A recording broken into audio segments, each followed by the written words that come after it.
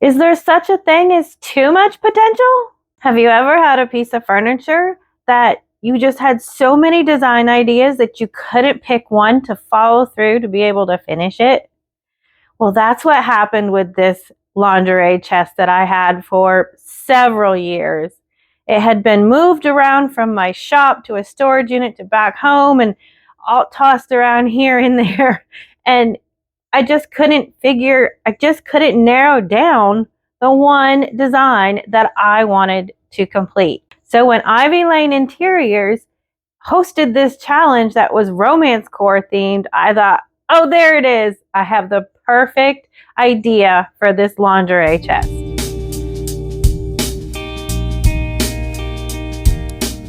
So let's get to it. When I saw that Ivy Lane Interiors had posted a furniture flipping challenge that she was going to be hosting, I thought, wow, this piece is going to be perfect, because she had 2 rules in the challenge. You had to finish it in 2 weeks from February 10th through the 24th, and you had to use a RomanceCore theme. And I thought, okay, but what in the world is RomanceCore? This old girl just isn't up on all of that terminology. I started researching it and I stumbled upon a fashion show that I was really, really inspired by. It was very light and lacy. And then there was a couple of dresses that had this lace that was just all these muted pinks on it. And I thought, oh, that's inspiring, as well as the roses on the lace. And I thought, oh, that's really neat. And then I got looking some more, and on Pinterest, there were several different pictures with lots of just roses just draped everywhere. And I thought, there it is. I think I have the idea. Be sure to watch to the end so that you can see how this lingerie chest got a romantic transformation. Like I said before, she'd been bounced around from here to there, and I had put 1 coat of a base coat on her, and that was it. So when we moved her around and transported her, she got dinged up quite a bit. So I knew that this paint job was going to have to go. So I took out some citrus strip and I go in ahead and I painted that on with a chip brush. And then what you're going to do is you're going to want it quite thick on there, and then you're going to want to cover it with plastic so that it doesn't dry out. I like to use a garbage bag because it's just the easiest. Just cut down the sides and open it up and you have a great cover. Allow this to sit about 30 minutes. Check it, and then if it isn't, you don't see that it's bubbling and peeling up just yet, let it set a little longer. Kind of go hour by hour after that. Sometimes if it's really stubborn paint, you may have to leave it overnight, hence the reason why for the plastic. Once you see that it's bubbling up, go ahead, peel that plastic back, and I am using a plastic paint scraper to just go ahead and scrape off the paint. It's coming off super easy. Like I said, there was only 1 coat of a base color on there, so it's coming off really easy. The really awesome part is that it's taking some of that metallic off too, which the metallic kind of has a tendency to resist the paint. I went ahead and I added some more citrus strip to the sides, and then I'm going to sand it down with 150 grit sandpaper so that everything is nice and even.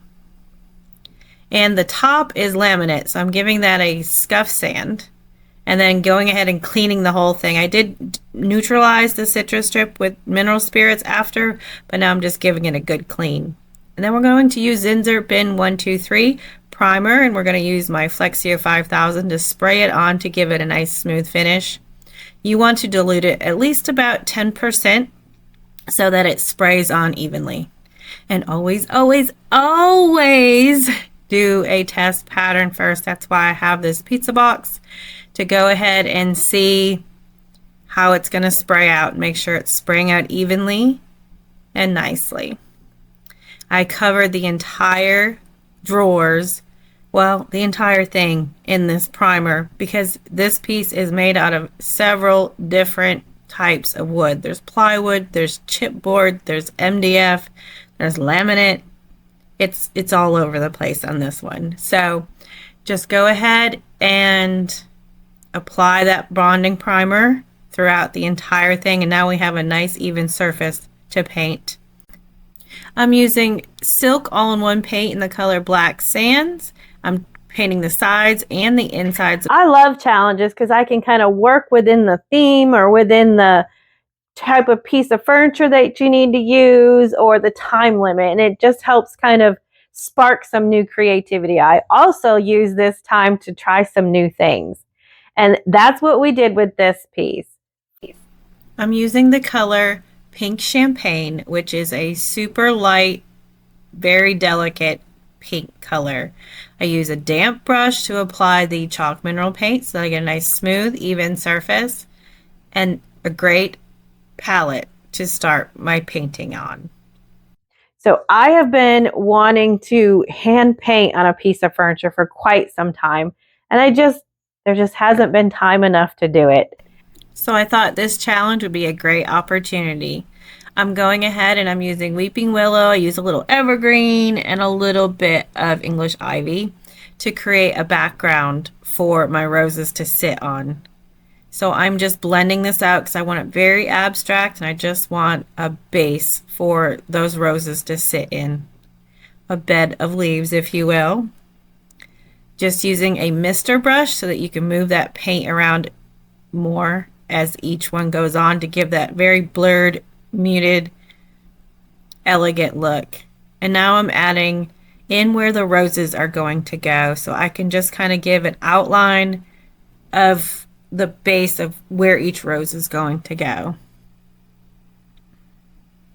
I have a mixture of a lot of colors. Got some Barn Red. I have some Cottage Door. These are all Dixie Belle paints, the chalk mineral paints. This is Terracotta. And then we have Fluff and Pink Champagne, as well as Soft Pink. Let's see. So you got your center, which is always darker. And then I'm going to come in with Terracotta. Go around it like so. Bring in some Pink Champagne. Normally I wouldn't just go right out of the jar, but don't mind me. And we're just kind of using the brush as to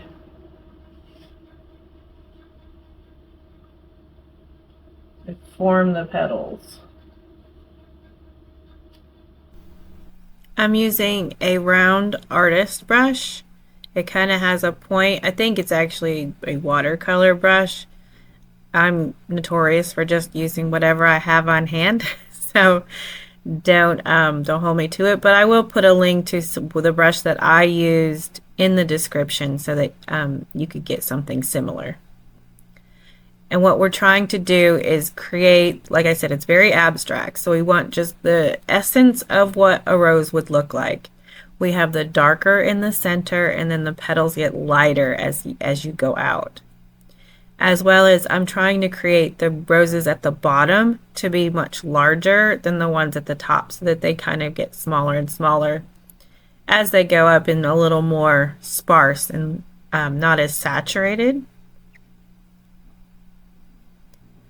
So I used the reason why I had the Cottage Door as well as the Terracotta. The Terracotta has a less pinky look and is more orangey, and then the Cottage Door, that's the second color I'm using in this, it has a little pinkier look to it, so that the roses have a little bit of a different tone throughout. I wanted them to be pink roses, but I wanted them to have some different tones to them so that you could distinguish them a little more.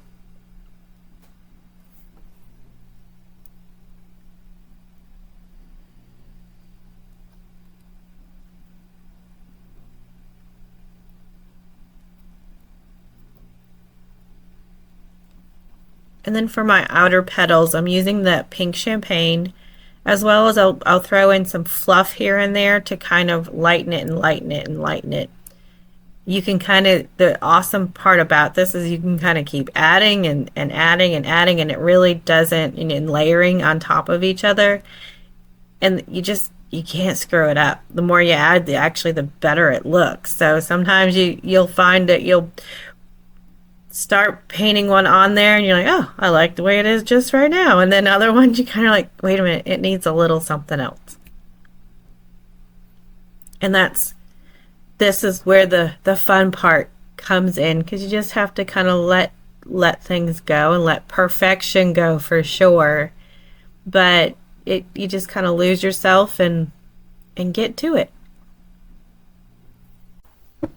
So as you can see, I filled in some more, and then this actual I wanted to show you specifically because it's a little bit darker, because I wanted, again, it's just adding that depth. So that really large rose right there, it kind of pops out a little bit, and then these darker ones will fade into the background a little more.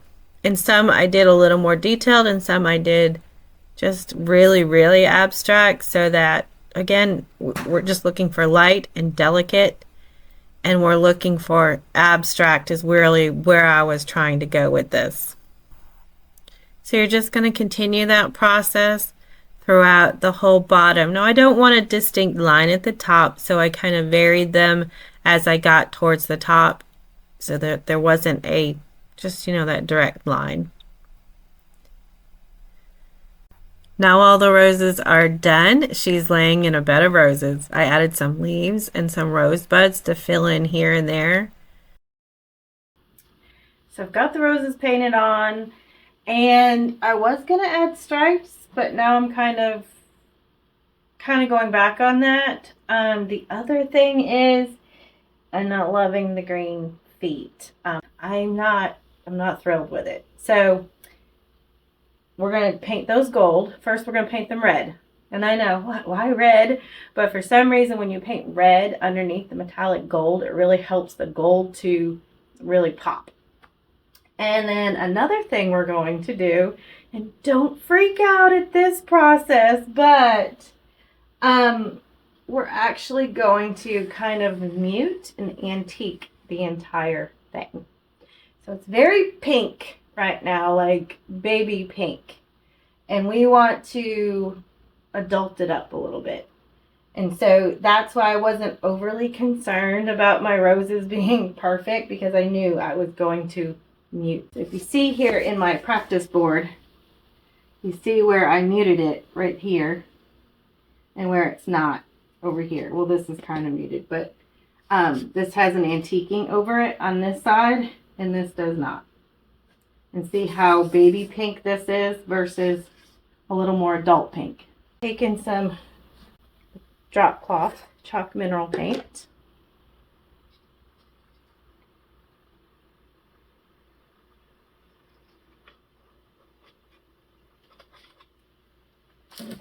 And we're just going to add some water to it. Not about, I don't even know. It's not half and half. But I add a little bit and then look at the consistency. I do want this quite watery because you can add to, it's harder to take away, right? So see that? That's kind of the consistency I'm going for. Because that'll give just that thin hue, and that's what I'm looking for. And you're going to get some shop towels and keep those handy.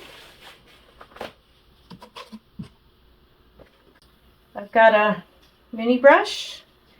And we're just going to start right at the top, and we're going to bring it down. We're going to work in sections. I know, don't freak out, like I said. It's going to be okay. We're just going to work in sections. Paint this over the top.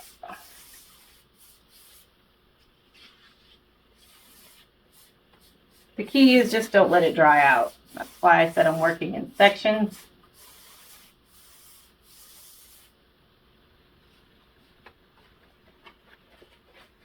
And then we're just going to wipe it back.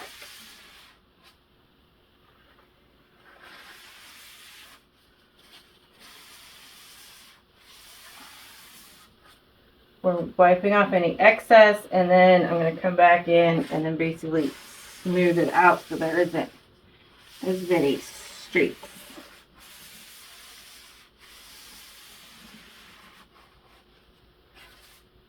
As well as that it's even.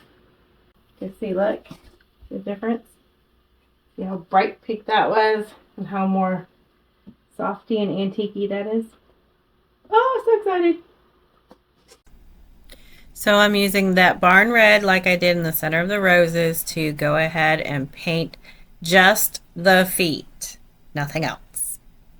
That'll give me the base for the gold to pop. I'm using Gold Digger from Dixie Belle Paint. It's their metallic paint, and I actually, to tone it down even a little bit more, I mixed it with Wedding Bell, which is another metallic, so that it gave it just a soft gold. And then I added some drawer liner, and again I have a link to this. It's actually from Amazon. So I just measure out the inside with a scrap piece of paper and then cut it, peel back the sticky, and stick them in. And she makes it so pretty. It's just those finishing touches. So now we're going to go ahead and add a sealer to the entire thing. I'm using Dixie Belle's Gator Hide. It's their water repellent sealer. And then a little gilding wax to the hardware. This is the original French provincial style hardware. So then you're just going to add those on there and add those finishing touches. And you might see here something that didn't get recorded. I actually used a piece of lace as a stencil and used the Dixie Belle Caviar to give a contrast and a little extra peek in there.